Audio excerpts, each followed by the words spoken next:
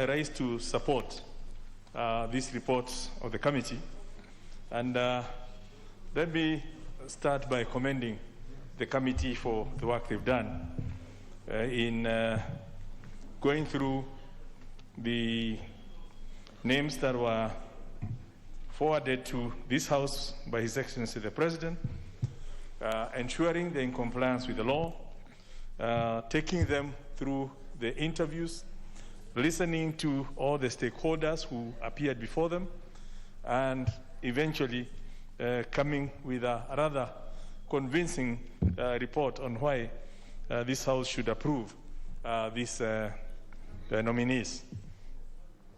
Mr. Speaker, these nominees are products of a process that began with the advertisement. And from the report of the committee, we picked that there's 299 people who expressed an interest to serve as commissioners. And at this point, allow me to also then commend the selection panel who went through those 299 names and sieved them through to come up with 12 that were eventually handed over to His Excellency the President with a very easy duty. The very clear ranking and all the details that pick the 5 that you feel best represents the face of Kenya, the diversity, the gender, and indeed it spreads also in terms of the age profile, the demographics. You see some in their 40s, some in their 50s, and some in their 60s. And Honorable Speaker, today I'm a very happy person, because when you look at the 5 nominees, you're seeing people who have gone to school. You're seeing people who have gone, who are not just going to superintend over the commission that manages teachers, but they themselves have received adequate education. Because we've done in this House and appointed members to commission who have doubtful qualifications, and then they go and superintend over other as commissioners. But today, I'm happy, and I really want to commend the panel that produced these names to His Excellency the President, so that he's not straitjacketed into choosing from a group that was not fitting. This afternoon, we are called upon to obviously do our duty, which has been made very easy by our committee, and I want to really thank the chair. She's been very active. She's been kept me up to date in terms of what's been happening, and hence I was very happy with the process, that when we said, can you ensure that you have this report by the weekend, they actually delivered, so that today we can be able to meet the deadlines. Since the report is very clear in terms of the processes and the compliance with the law, I don't want to get there. But I'm just happy to note that from the 299, we then had 35 names, which were then shortlisted into 12. Honorable Speaker, allow me to also recognize one of our own from Parliament, who I've had the pleasure of working with when I was in the Education Committee. And to see her making it to that level gives me great pleasure that all dreams are valid. Honorable Speaker, I know I met some people who are asking me, how come so-and-so has been picked and not me? And I said, did you apply? And the person said, no. Did you see the advert? No. Did you know there was an advert? No. And the question was, how do you expect to win the lottery when you not even bought the ticket?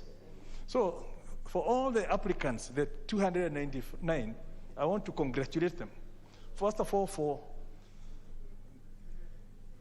having the passion to serve, waiting to see the advert, responding to the advert, having the guts to respond to the advert, because there are so many Kenyans who are now these days fearing to respond to an advert because they don't want to be taken through the rigmarole. But for those who are daring enough, I really want to congratulate them that they have put all their details to scrutiny, and it's only the brave who will be rewarded. You know, as Shakespeare said, cowards die many times before their death. So for those who fear to even apply, they cannot then come and say, how come so-and-so was taken, and me, I've not, yet I think I qualify.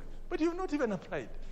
So I want to really congratulate Ansita Wafuko for being daring enough, having gone through Parliament and then faced the panels until parliamentary, and now she's on her way to becoming a commissioner for the Teacher Service Commission. And indeed, when you look through all the others, you know,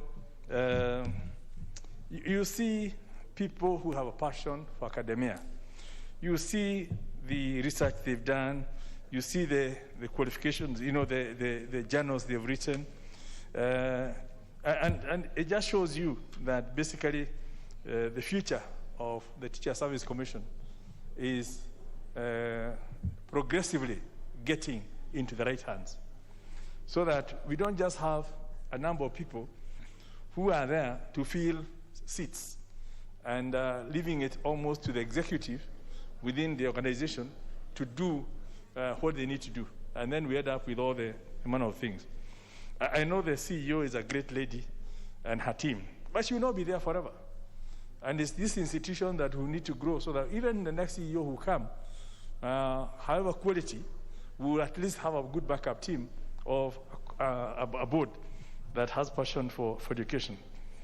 And our Speaker, if you look at one of the nominees, I've just picked one at random, Sharon Kisire. In addition to her educational qualifications, again from the report, see, the person who has excelled within the human resource management. In 2011 was runners-up in the Human Resource Manager of the Year by the Kenya Institute of Management. In 2010, first place, the Human Resource Management Award. 2009, first runners-up, Company of the Year Award. Head of State of Accommodation and Manager of the Year in 2008 of KWS. So you're really looking at somebody who has not only managed people, but has excelled and been recognized by other people as a super manager. And you see, I'm highlighting this because the role of the Teacher Service Commission is to manage the teachers. And when you have that kind of resources, we believe that perhaps the TSC will be in the right hands. So, like I said, I'm so happy with the report that the committee has done.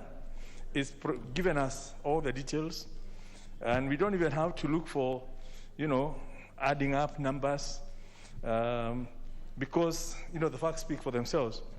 And hence, I have absolutely no reason for not supporting this report, and I wish to ask that members we support.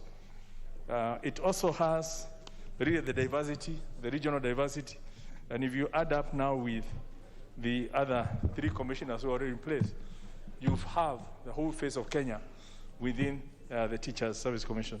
So again, a good thing need not be over-advertised. I believe the report speaks for itself. The people have spoke for themselves. And I wish to support and ask members that we do give the necessary support as soon as we can, so we can really go to the other weightier matter of that affects all of us at the election. Much as election teachers affect us, But this looks like a very straightforward matter that we can dispense with in as little time as possible. Thank you, Honorable Speaker. I support. Honorable Amalo.